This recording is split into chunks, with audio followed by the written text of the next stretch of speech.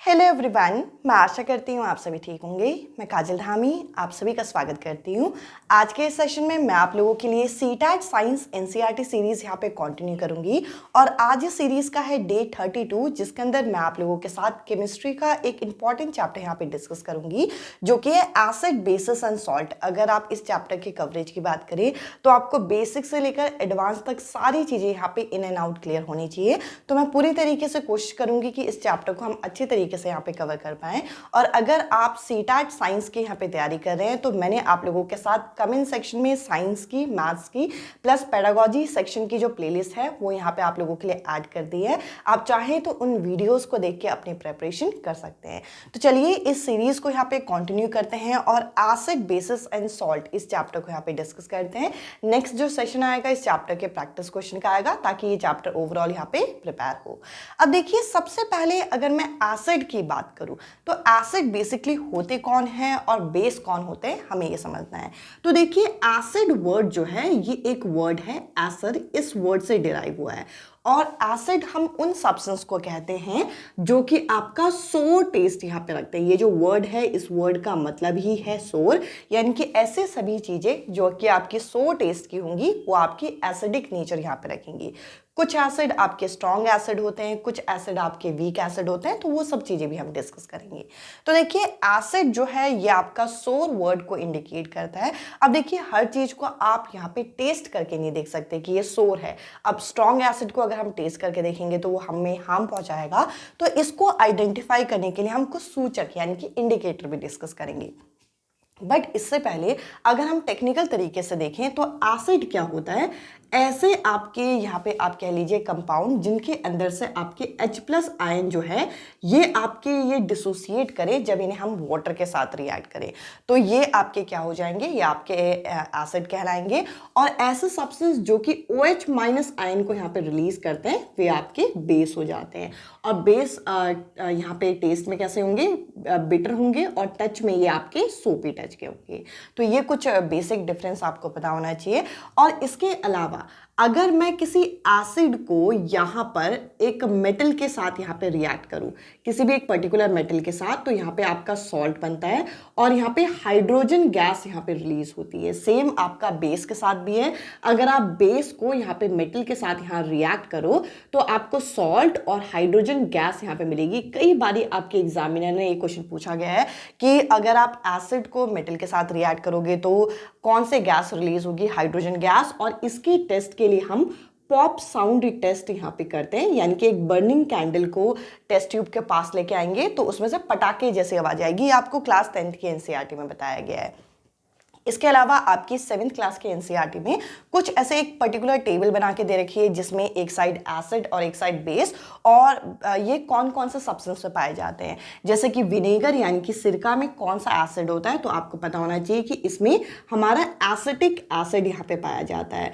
इसके अलावा जो अगर कोई चींटी काट ले या मधुमक्खी काट ले तो उसमें यहाँ पे फॉर्मिक एसिड, जिसे आप मिथेनोइक एसिड के नाम से भी जानते हो, ये एसिड यहाँ पे पाया जाता है।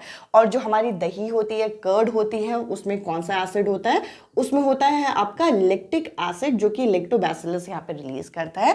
इसके अलावा आंवला और सिट्रस फ्रूट में यहाँ पे एस्कॉर्बिक एसिड, अब ये बहुत इंपॉर्टेंट है क्योंकि एस्कॉर्बिक एसिड को आप विटामिन सी के नाम से भी जानते हो। तो ये भी क्वेश्चन पूछा गया है कि कौन सा ऐसा विटामिन है जिसको आप एसिड की तरह भी यूज करते हो, वो है आपका एस्कॉर्बिक एसिड। इसके अलावा अगर हम इमली की बात करें या ग्रेप्स यानी कि अंगूर की बात करें, कच्चे आम की बात करें, तो इसके अंदर कौन सा एसिड होता है, इसके अंदर टार्ट्रिक एसिड यहाँ पे आपका पाया जाता है। और साथ ही साथ अगर हम स्पिनच यानी कि पालक की बात करें तो उसमें हमारा ऑक्सैलिक एसिड यहाँ पे होता है। तो ये लिस्ट आपको अच्छी तरीके से याद होनी चाहिए। कई बारी डायरेक्टली इनडायरेक्टली ये क्वेश्चन आपका पूछा गया है टेबुलर फॉर्म में भी, और कई बार स्टेटमेंट ऐसे होते हैं ना कि इनमें से कौन सा एसिड के रिगार्डिंग सही है या गलत है, तो उनमें भी आपको ये चीज पूछ ली जाती है। इसके अलावा यहाँ पे मैंने बेस के बारे में लिखा है।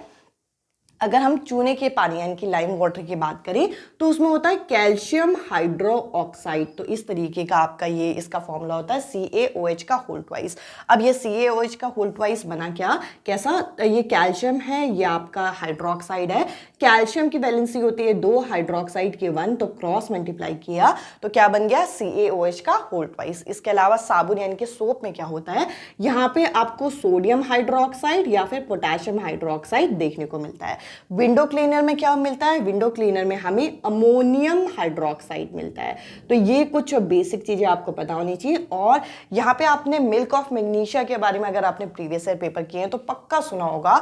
ये आपका होता है MgOH का होल ट्वाइस, और ये आपका कभी कभार जब इनडाइजेशन हो जाए तो एंट एसिड की तरह भी यूज किया जाता है।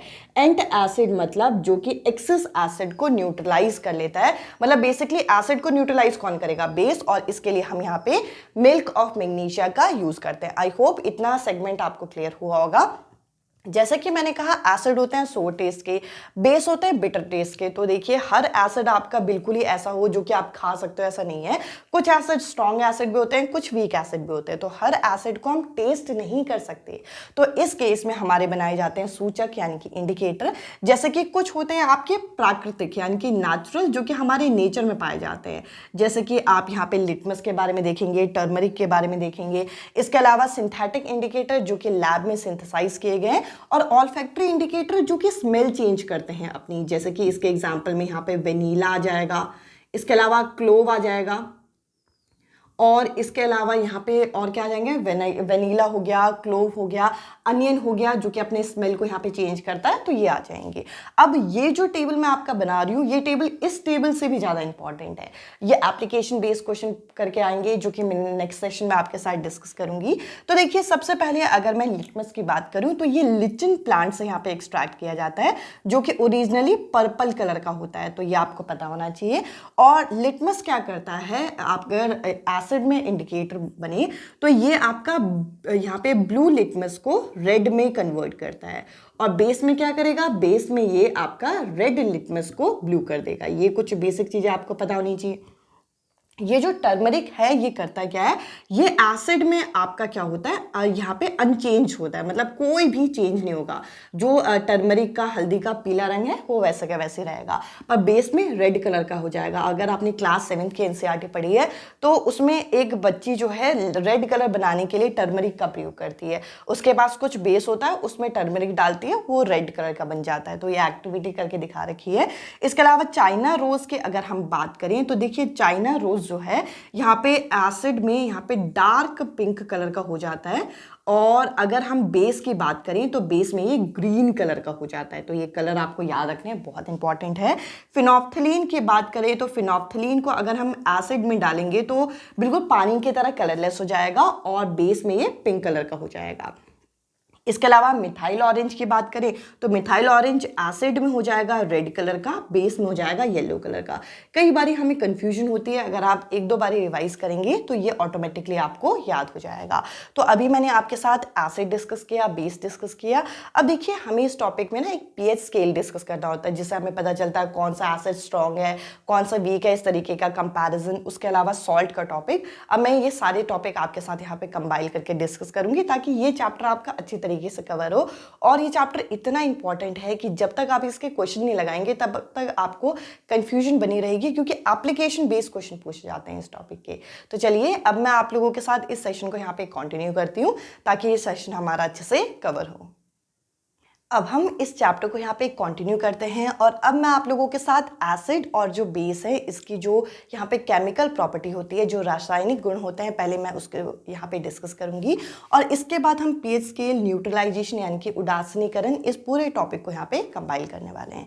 तो देखिए अगर मैं केमिकल प्रॉपर्टीज़ की बात करूँ तो एसिड वो होते हैं जो कि यहाँ पे एक्वस मीडियम में H+ आयन यहाँ पे रिलीज करते हैं। देखिए ड्राई स्टेट में H+ आयन यहाँ पे रिलीज नहीं होता, ये आपको पता होना चाहिए। इसके अलावा मेटल के साथ ये कैसे रिएक्ट करते हैं, अभी मैंने आपके साथ डिस्कस किया था कि कभी भी आप मेटल को एसिड के साथ यहाँ पे रिएक्ट करो तो यहाँ पे बनेगा एक सॉल्ट, और यहाँ पे हाइड्रोजन गैस जो है यहाँ पे रिलीज होगी। और हाइड्रोजन गैस के लिए अगर आपके एग्जामिनर पूछे कि कौन सा यहाँ पे टेस्ट किया जाता है, तो इसके लिए पॉप साउंड टेस्ट यहाँ पे किया जाता है, यानी कि पटाखे की तरह आवाज आती है, ये आपको पता होना चाहिए। साथ ही साथ जो हमारा एसिड होता है, जो हमारा यहाँ पे अम्ल होता है, ये आपका यहाँ पे मेटल कार्बोनेट और मेटल हाइड्रोजन कार्बोनेट के साथ भी रिएक्ट करता है। प्रॉपर रिएक्शन आपको याद नहीं रखनी, इसका प्रोडक्ट यहाँ पे याद रखना है। इसमें एक सॉल्ट बनता है, एक CO2 बनता है, एक वाटर बनता है। अब यहाँ पे जैसे कि हाइड्रोजन के लिए टेस्ट पूछ लेते हैं पॉप साउंड टेस्ट, वैसे ही CO2 के लिए भी आपसे टेस्ट पूछ लेंगे। इसके लिए यहाँ पे टेस्ट होता है लाइम वाटर टेस्ट, जो चूने का पानी होता है इसका टेस्ट किया जाता है। तो यहाँ पे हमें पता चल जाता है कि इसमें से CO2 रिलीज हो रहा था। इसके अलावा एक बहुत इंपॉर्टेंट पॉइंट है जो आपके एग्जामिनर पूछते हैं कि सबसे पहले तो मेटालिक ऑक्साइड क्या है आपको पता होना चाहिए। यहाँ पर मैं कैसे याद रखती हूँ इसको, तो देखिए एसिड अगर खुद पर्टिकुलर एक एसिड है तो एसिड के साथ रिएक्ट करके एसिड बेस के साथ रिएक्ट करेगा। तो अगर ये एसिड है तो मेटालिक ऑक्साइड क्या होगा, ये बेस होगा। तो ऐसे आप याद रख सकते हैं, आप अपने तरीके से भी देख सकते हैं। मेटालिक ऑक्साइड कैसा होता है, बेसिक, यानी कि क्षारक इसका गुण होता है। जो मेटालिक ऑक्साइड है अगर ये एक बेसिक नेचर का है और एसिड के साथ रिएक्ट कर रहा है तो क्या बनाएगा, सॉल्ट और यहाँ पे वाटर। तो इस तरीके से ये रिएक्शन यहाँ पे देखने को मिलता है। अगर मैंने अभी आपके साथ यहाँ पे एसिड के रिएक्शन डिस्कस की, मैं उम्मीद करूंगी कि इतना ही पोर्शन में आपको दिक्कत नहीं हुआ होगा। सबसे पहले हमने मेटल के साथ रिएक्ट कराया तो सॉल्ट और हाइड्रोजन बना। हाइड्रोजन के लिए पॉप साउंड टेस्ट, इसके अलावा मेटल कार्बोनेट और मेटल हाइड्रोजन कार्बोनेट के साथ सॉल्ट, CO2 और वाटर। CO2 के लिए लाइम वाटर टेस्ट। इसके अलावा मेटालिक ऑक्साइड कैसा होता है, बेसिक होता है। इसको अलग से नोट कर लीजिएगा, बहुत इंपॉर्टेंट है, आपके एग्जामिनर पूछते हैं। मेटालिक ऑक्साइड बेसिक होता है और सॉल्ट और वाटर यहाँ पे बनाता है।